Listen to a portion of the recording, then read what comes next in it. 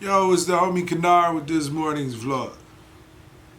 Good morning. Look, it's Wednesday. We getting to it. I was up early. I was getting my information. I was learning today. I got more into the email sequence, just trying to figure that out. My movements, what have you, how to create campaigns and segments. Very, very in the details per se, but once again, based on the numbers that I'm receiving and research, 80% of the revenue that you generate come from emails.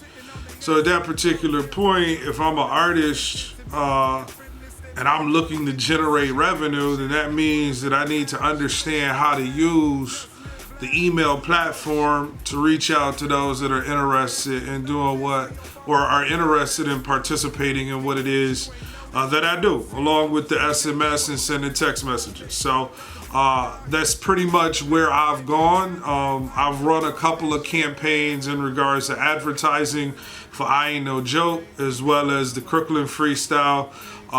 Those have generated, and now they on autopilot. I just leave them on. $5 a day, they gonna reach who they gonna reach. I'm gonna interact with who gonna interact.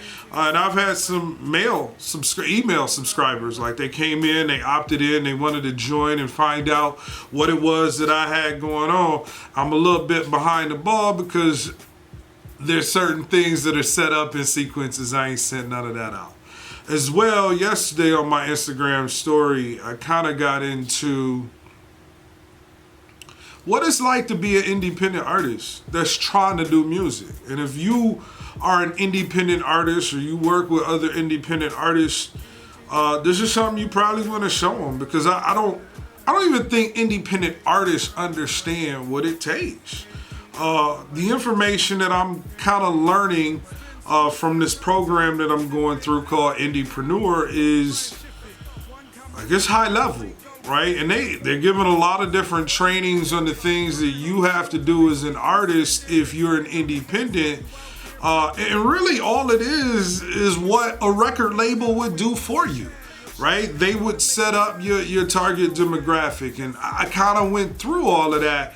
And then on top of it, a record label usually advances you some type of money to kind of get you jump started. And so, yeah, I always laugh when people say that labels are bad. I don't think record labels are bad. I think that record labels could definitely put you in a position to win. As well, I think that record labels invest money up front and take a gamble on some artists that never pan out. And so the hard part is once the artist reaches a certain level, then it's about, all right, I got to renegotiate the contract.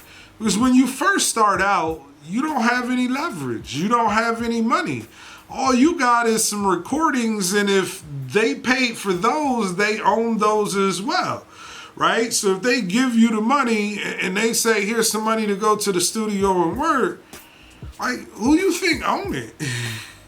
You know what I'm saying? And there's this huge push to look independent or be independent, but let's be honest, it's a money game. And if you ain't got no money, like you're not independent. You're dependent upon somebody else's money. You know what I'm saying? And so I spoke on that a little bit. I think that it's important for people to understand, if you want to be an independent artist, you have to build your leverage. Well, how do you do that? Well, you generate a buzz, which isn't monetary, right? You could be buzzing. People could like your music, but you don't have no product. You're not making no money, right? That'll give you a little leverage, but it won't give you a lot because you're not showing the financial side of what your buzz is doing, right? The other leverage is if monetarily you're starting to eat off of your audience, and you know that they buying merchandise from you, they streaming your music, they paying you directly for your music, right? Once you start doing those things and you have the data, like, you can say, look, I'm already popping, I just need a partner. You got more leverage that way. All that being said, I had that conversation on Instagram.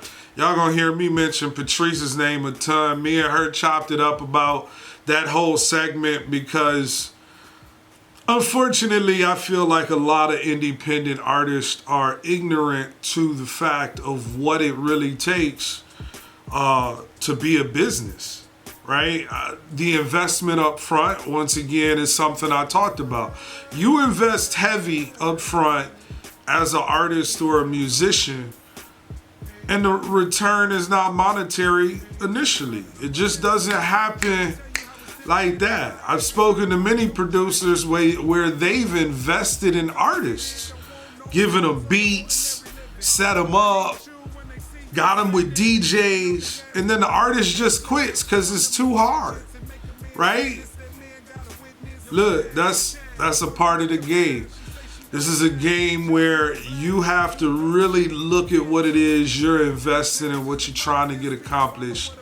And then you have to determine whether or not it's worth it. All that being said, it's back to the grind. We do have the podcast tonight, Dope Dialogue, myself and Brittany. Y'all get a chance, check that out. Excuse me. If not, we're going to see y'all tomorrow morning. Look, let's get to it. And we out.